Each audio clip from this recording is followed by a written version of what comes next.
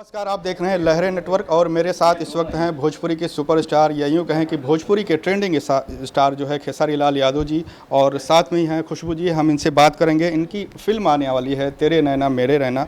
दोनों का किरदार जो है बिल्कुल अलग है। जैसा कि आम फिल्मों में होता है कि रोमांटिक किरदार है और उसके अपोजिट जो है हीरोइन है, लेकिन ये दोनों किरदार काफ़ी अलग अलग है। खेसारी जी, सबसे पहले किरदार के बारे में जानना चाहेंगे, किस तरह की तैयारियां की इस किरदार के लिए, क्योंकि पहली फिल्म जो आई इसके पहले आपकी फरिश्ता, उसमें आपने जो है पागल का किरदार निभाया और इसमें अब एक अलग किरदार में आ रहे हैं। देखिए, हम कलाकारों के लिए कोई भी किरदार छोटा नहीं होता, बहुत डिफ़िकल्ट होता है और तैयारी तो हमें करनी ही पड़ती है। और इनकी भी तैयारी, क्योंकि देखिए डायलॉग है इनके मन में, लेकिन इशारों में ही सब कुछ करना है। तो इनको पता है जो इनको बोलने आता है, उसके बाद इनको बोलना नहीं है सर। हमें डांस आता है, लेकिन हमें आउट ऑफ रिदम नाचने को बोलिएगा तो हमारे लिए वो डिफ़िकल्ट है। रिदम पे नाचने के लिए बोले तुरंत हम नाच देंगे, लेकिन हमें रिदम पे नाचना नहीं है तो वहाँ डिफ़िकल्ट है। तो जब हमें बोलना आता है उसके बाद हमें नहीं बोलना है तो सर कितना डिफ़िकल्ट होगा। मुझे दिखाई देता है लेकिन मुझे नहीं देखना है, वो कितना डिफ़िकल्ट है। कि मुझे ये मेरे सामने लड़की पड़ी है और मैं देख रहा हूँ कि मेरे सामने है, लेकिन मुझे महसूस ये करना है कि मेरे सामने नहीं है, तो वो कितना डिफ़िकल्ट है। तो कोई भी चीज़ हमें महसूस होती है, जैसे हमें स्वाद किसी भी खाने का मिल रहा है, उसके बाद हमें पता है कि नहीं इसका स्वाद मुझे समझ में नहीं आना चाहिए, कैसे कोई करेगा। तो वो हम दोनों के लिए डिफ़िकल्ट था। अब सबसे ज़्यादा डिफ़िकल्ट तो सर के लिए था, क्योंकि उनके विज़न में हम दोनों थे, उनके सोच में हम दोनों थे। तो किसी की सोच को आप अगर उतारते हो तो वो डिफ़िकल्ट होता है, और सब चैलेंजिंग तो तीनों के लिए था। सबसे बड़ी बात हाव भाव की होती है कि किस तरह से देखें, क्या देखें, कैमरा देखें या फिर आंखों का जो एक अंधा शख्स किस तरीके से देखता है, वो आपकी ने फीलिंग कैसे की है?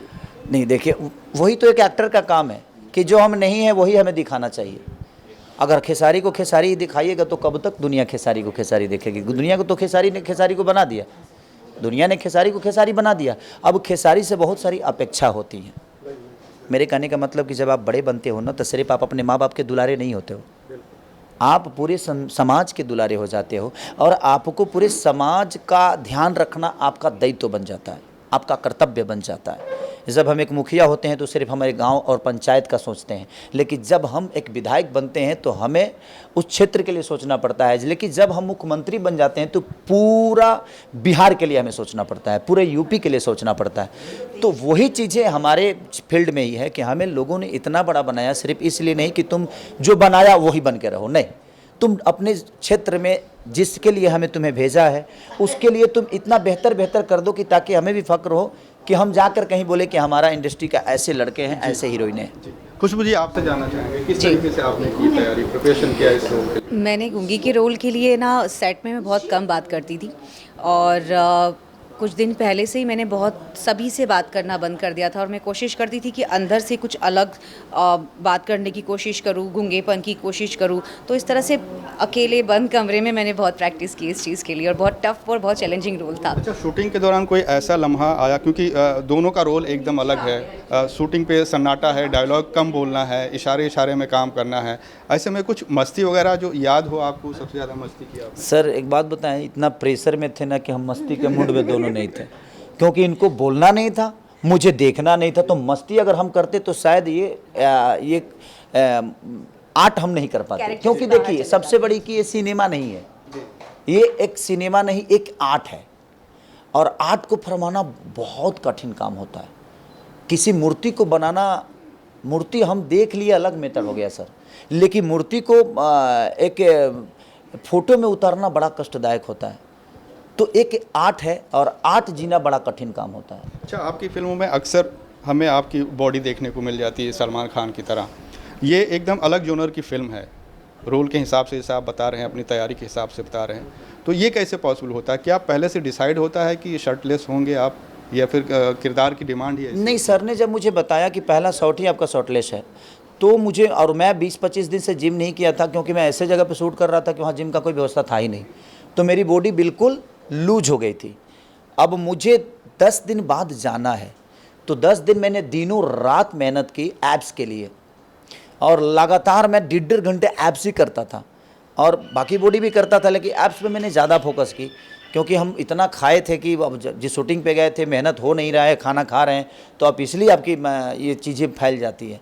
तो मैंने कोशिश की और सर को मैंने एक दिन जिम में बुलाया कि सर देख लीजिए कि आपकी सीन के हिसाब से ये अगर मेरी पर्सनालिटी आ गई है तो हम शूटिंग पे जाएंगे। तो सर ने बोला कि हाँ ठीक। फिल्म आपकी जादू टोना या इस तरह के अंधविश्वास पर आधारित है, तो आपको नहीं लगता क्या फिल्म इसको बढ़ावा देगी? नहीं, लेकिन जादू टोना पे आधारित सिनेमा है ही नहीं। जादू टोना का ऐसा कुछ सीक्वेंस है कि वो हमें भटकाता है, हम दूसरों को अलग करता है। लेकिन हमारा मेन मुद्दा इस सिनेमा में है कि एक गूंगी लड़की और एक अंधा लड़का एक दूसरे को कैसे पसंद कर दिए। उसने कभी उसको सुना नहीं और उसने कभी उसको देखा नहीं, उसके बावजूद भी एक दूसरे से कैसे कनेक्ट हुए और कैसे एक दूसरे को महसूस किए, कैसे एक दूसरे के विचारधारा को समझ गए, एक दूसरे के दिल के अंदर घुस गए। हमारी कहानी वो है कि एक डिफरेंट, दोनों डिफरेंट है, ना ये मुझे सुन सकती है और ना ही मैं उसे देख सकता हूँ। तो कहीं ना कहीं वो बड़ा इंटरेस्टिंग है इस सिनेमा में, और उसी के हम दोनों कोशिश किए हैं जीने के लिए, और हमारे सर को अच्छा लगा और उनको बेहतर लगा। तो मुझे लगता है कि देखिए, एक इतने दुनिया की सोच, एक डायरेक्टर जो होता है ना, वो समाज का सोच होता है, जिस डायरेक्शन में वो हमें समाज के आईना को दिखाना है। तो मुझे लगता है कि हमसे बेहतर हमारा डायरेक्टर इस किरदार को जीता है। अच्छा, आपकी 2-3 फिल्में तैयार हैं। ये अलग जोनर की फिल्म है, तेरे नैना मेरे में नैना। संघर्ष अलग जोनर की फिल्म है। गॉडफादर एकदम फुल ट्रू एक्शन है।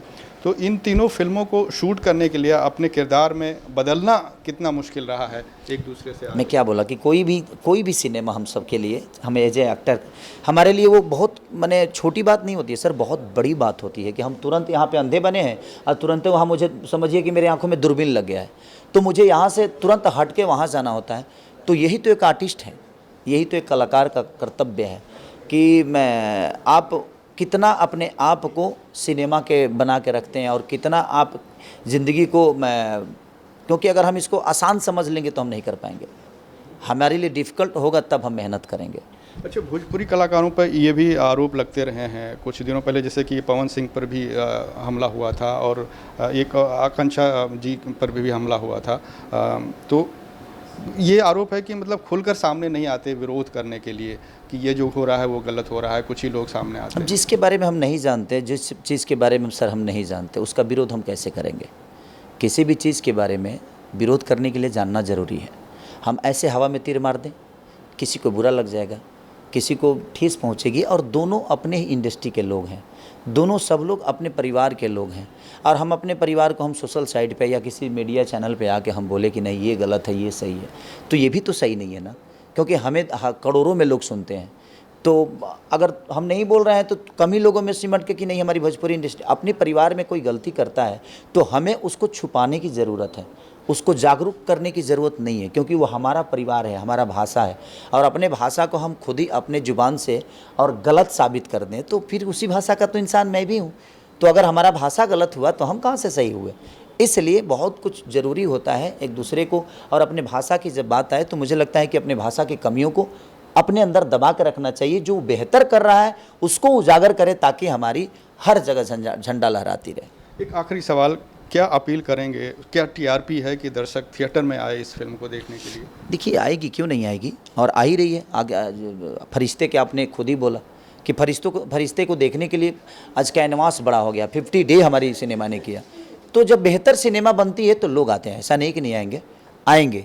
और एक ऐसी प्रेम कथा जहाँ कोई सुन नहीं सकता, जहाँ कोई देख नहीं सकता, उनकी एक अलग कहानी है, और मुझे लगता है कि हर उस आँख वालों को इस सिनेमा को देखना चाहिए कि उनकी ज़िंदगी कितनी डिफ़िकल्ट होती है। बिल्कुल, आप क्या कहना चाहेंगे?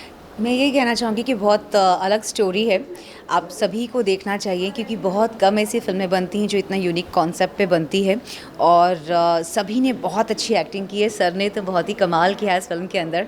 सो आप देखेंगे तो 100% टिकट का पैसा बिल्कुल वसूल होने वाला है। सो मस्ट वॉच। अच्छा, आप बता रहे थे फिल्म की शूटिंग के दौरान कुछ रसेस आ गए थे, या फिर जो रंग दे बसंती उसकी शूट के दौरान कुछ चोट लग गई थी आपको? देखिए, हम सबसे बड़ी चीज़ की जब हम भागते हैं ना सर तो ठेस तो लगती है, तो जब हम कुछ भी करेंगे तो हमें प्रॉब्लम तो होगी ही। कभी कभी तो खाना खाते में भी हाथ जल जाता है, कभी कभी खाना चाय पीते पीते भी मुंह जल जाता अच्छा, है। एक चीज़ मैं इस गाने के लिए बोलना चाहूँगी कि मेरी जो बैंगल्स आप देख रहे हैं ना, इसमें जो फर्स्ट वाला बैंगल है वो थोड़ा सा डैमेज हो गया था शूटिंग के दौरान, और सर सर की पूरी बॉडी पे बहुत सारे स्क्रैच आए हैं इस बैंगल के कारण। मैंने बोला भी था हम इसको थोड़ा चेंज कर ले, पर सर ने नहीं करने दिया, बोले कि नहीं ये कंटिन्यूटी में है। तो मतलब इतना हार्ड वर्किंग और इतना बहुत सीरियसली मेरी पूरी फट गई थी, क्योंकि इनको गले लोले लगना होता था ना, तो वो जब खींचती थी ना तो ये पूरा रैसेज, क्योंकि लगता था कि कोई मुझे खरोच रहा है और मैं बर्दाश्त करके काम कर रहा हूँ।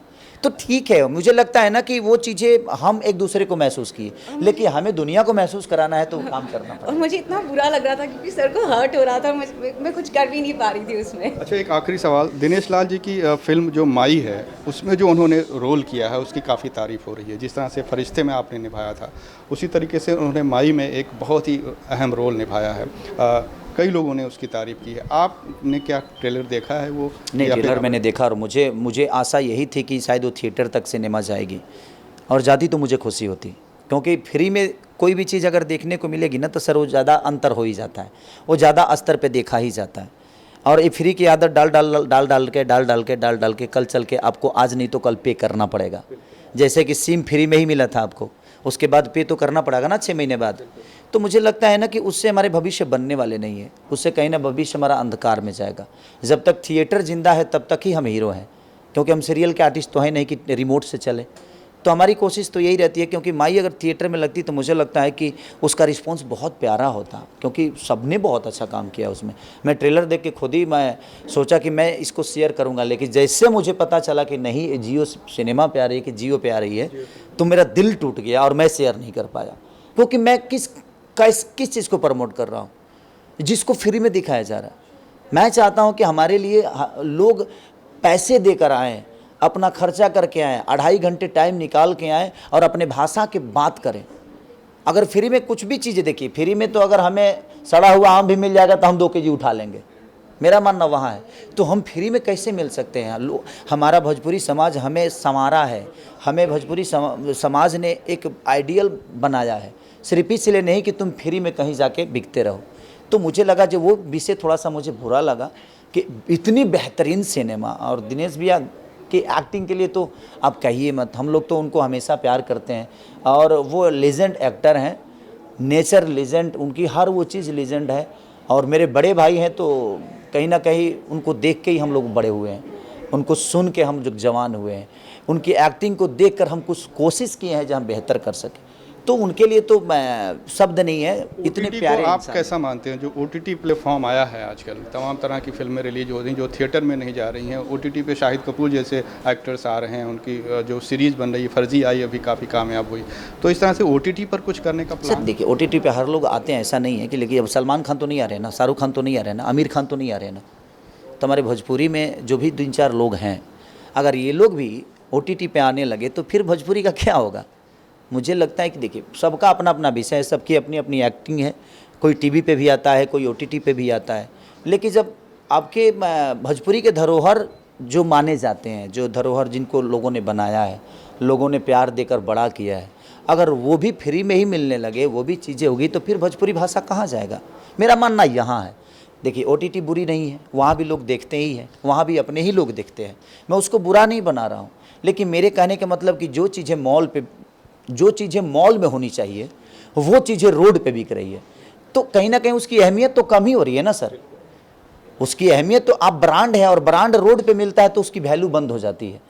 तो ब्रांड को तो मॉल में ही रहना चाहिए, मेरा मानना यहाँ है। तो हमारे लिए ब्रांड का मतलब मॉल और ब्रांड का मतलब हॉल। तो सारी जी, पहलवानों के साथ जो कुछ हो रहा है आजकल आप देख रहे होंगे, लोग मेडल वापस कर रहे हैं, धरने पर बैठे हैं, सरकार सुन नहीं रही है उनकी, क्या कहना चाहेंगे? देखिए, उनकी भावनाओं को ठेस तो पहुंच रहा है चीज़ें, और ये तो सरकार का विषय है। हम देखिए, होता क्या है ना कि हमसे जितना आप इंटरटेन की बातें पूछिएगा सर, मैं उसमें कंफर्ट हूँ, लेकिन जब राजनीति बातें आती है तो मैं वहाँ पे तो अनकंफर्टेबल हो जाता हूँ। रीज़न कि मैं उस विषय पे कभी जानता ही नहीं, ना ही उस मुद्दा को देखा हूँ, ना ही मैं उस मुद्दा को, हाँ देखता है आदमी चीज़ें हैं, तो जो लोग बोलते हैं वही सुनने को मिलता है, लेकिन अंदर हकीकत क्या है, सच्चाई क्या है, गहराई क्या है, मुझे पता ही नहीं है, इसलिए मैं उस पर क्या चर्चा करूँ। बहुत बहुत शुक्रिया आप दोनों का, और दोनों के लिए जो है शुभकामनाएं मेरी। थैंक यू, बहुत बहुत शुक्रिया। ये थे खेसारी लाल जी और खुशबू जी जो अपनी इस फिल्म को लेकर बात कर रहे थे। कैमरामैन विनोद के साथ रेहान हुसैन, लहरें, मुंबई।